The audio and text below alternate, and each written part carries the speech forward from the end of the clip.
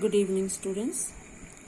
So, my topic is today's the commercializations of agriculture. So, commercialization, that means the products which are produced to sell in the market to earn money. Okay, so this not for the consumptions. Not for the consumption, that means खुद के use के लिए नहीं, market में उसको बेचने के लिए. So this kind of product is known as the commercialization. So agriculture products now became to commercializations.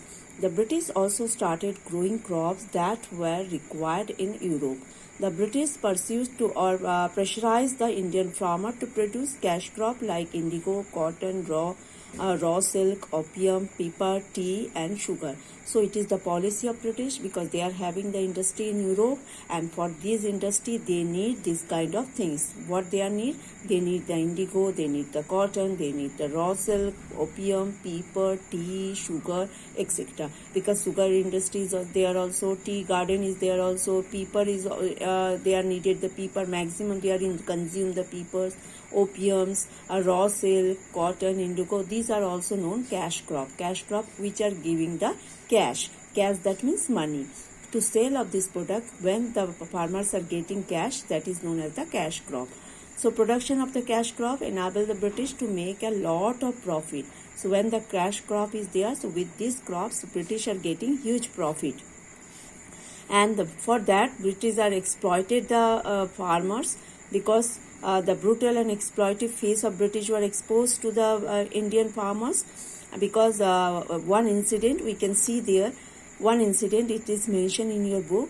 When the Chinese tried to stop the illegal opium trade by the British, actually British wanted to grow the opium in India, and this opium they are sent to the China, and because Chinas are not wanted to get anything from the British, but British चोरी छुपके opium को India में उगा के उठा के या बना के उसको वो चाइना में बेचते थे. And so when the China's authorities are knowing about that, so that time, and the British declared a war against them. So when the Chinese wanted to stop the British to sell the opiums in the Chinese market, so that time British declared a war against the Chinese or the China, and this war is known as the Opium War because British wanted to sell their product in the China, and Chinese government don't want to say actually stop to sell their product in Chinese market. So clashes was there, and British declared a war against the Chinese government, and this war is known as the Opium Wars. Now my topic is cultivation of opium. So already I told you the British bought tea from China and had to pay for it in silver. Actually China was huge production of tea, and British needed a huge tea consumptions are doing by the British. उनको बहुत ज़्यादा मात्रा में T चाहिए था, और वो T उनको चाइना से मिलता था. But for that they have to pay the silver. The British had to pay the China, not the cash, not the anything. They had to pay the silver. चांदी देना पड़ता था because Chinese were self-sufficient. They are producing everything. They are having everything. So they are not looking any Western goods from the British. They are not looking for any material which is sold by the British that time because they are self-sufficient. They are produce everything by themselves. So soon they came with a very cunning and corrupt plan of producing opium in India. So that is why when it is very problematic to British to give them the silver, so that is why they produce opiums in India and hidingly they are smuggling. जब चोरी छिप के सामान को दूसरे country में बेचा जाता है without paying any import duty और export duty, that is known smuggling. So smuggling is there China.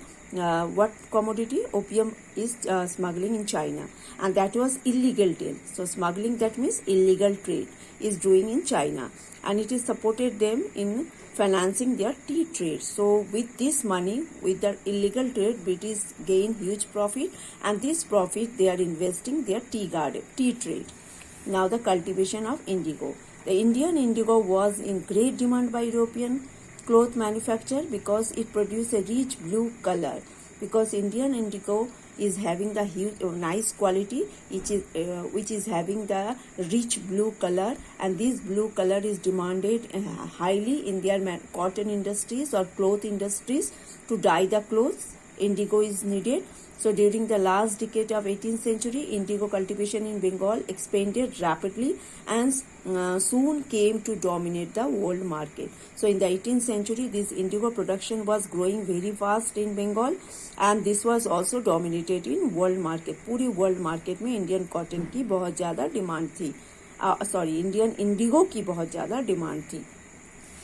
So the European planters began to invest in indigo productions. They pressurized the farmers to sign contract and produce indigo. So that is why European planters who are having the indigo plantations, so they are pressurized the Indian farmers to produce maximum quantities of indigo, and for that they are having the contract with these Indian farmers. According to these farmers, they have to pay they have to grow in their huge land 25% of their land holding. They have to grow the indigo.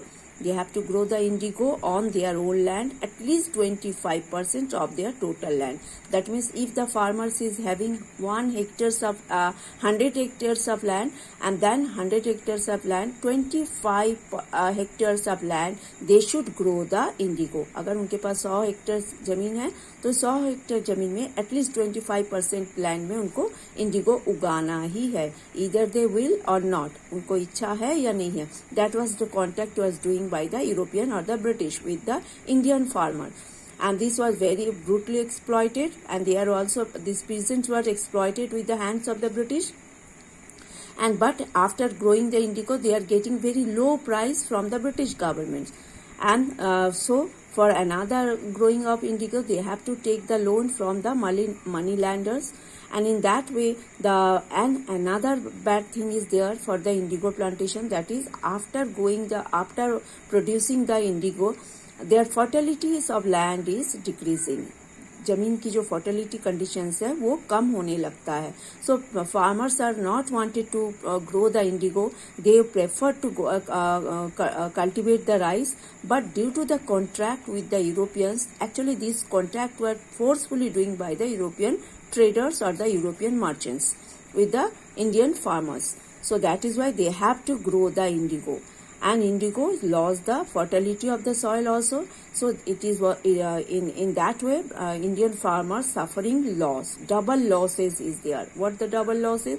Because that they are producing the indigo, but that much money they are not getting. After selling the indigo to the British, they are not getting that much of money, and their fertility of land is also decreasing. And they are preferring to cultivate the rice, but in the entire land they are not able to cultivate the rice.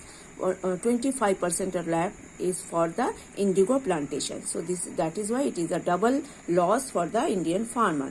Now the impact of the commercializations of agriculture. What is the impact is there? Okay, commercializations of Indian agriculture benefited British industries and British traders, but this benefit did not reach the Indian farmer. They were brutally exploited. What the commercialization is going on? I told you the cash crop, that is the silk, raw cotton, tea and opium, indigo. These are the agricultural products which are growing only for the sale. With selling of this production, is Indian agriculture benefited? No. I told you just now they are not benefited, because when they are going to sell their product to the British, they are not giving that much of money. So that is why they are not benefited. Only the British industries are benefited, because British industries get everything from the Indian farmers. The British agrarian policy also increased the percentage of the landless laborers. Agrarian policy, that means agriculture ki policy, that is known as the agrarian policy. It is also increased the percentage of landless labor. What the British are following the agriculture policy, with this policy there will be the huge laborers are there. They are not having their own land. So that is why they became the laborers. Before that they may be the farmers, but now they are lost their land because they took huge loan, and to pay their loan they have to sell their land. So that sold their land. So that is why now they are landless laborers. बहुत ज़्यादा money लेते थे money lender से और उनको नहीं कर पाते थे, तो मनी लैंडर ट्रैक्टफुली उनकी जमीन पर कब्जा कर लेते थे, कभी कभी ब्रिटिश भी कब्जा कर लेते थे. So in case the fail the pay to the rent to the jamidars or land revenue to the government, they had to lose their land. That's what I told you. If they are not able to pay the rent to the jamidars, if they are not pay the land revenue to the government, if they are not pay the money to the money lender, so they lost the ownership of their land. Moreover, in the absence of any saving, the peasants were forced to take loan from the money lender, who exploited them even more. So when they are not hope for any money, when they are not getting any money from anywhere, but everywhere they have to pay, सब जगह उनको payment करनी है, कहीं से भी उसको मिलने की आशा नहीं है. In that condition, they have to take the loan from the money lenders. And the condition, you know how the money lender are exploited to them. That's what I also explained to you on my next topic. Okay.